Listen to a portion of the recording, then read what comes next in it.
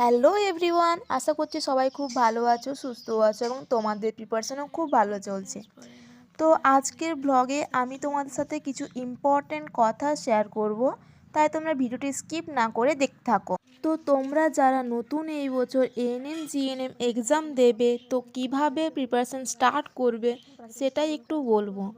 যারা একদম নতুন এএনএম জিএনএম এক্সাম দেবে, তো তাদেরকে ফার্স্টেই বলবো তোমরা দেরি না করে এখন থেকে আজ থেকে পড়া স্টার্ট করে দাও, কারণ পরীক্ষা আর মাত্র 7 মাস বাকি আছে।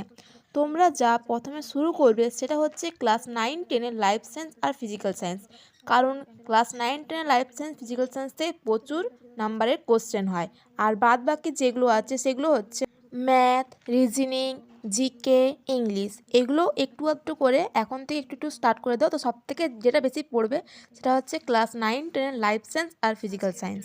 ভিডিওটি ভালো লাগলে লাইক, কমেন্ট, শেয়ার, সাবস্ক্রাইব পাশে থাকো। Tata, bye bye.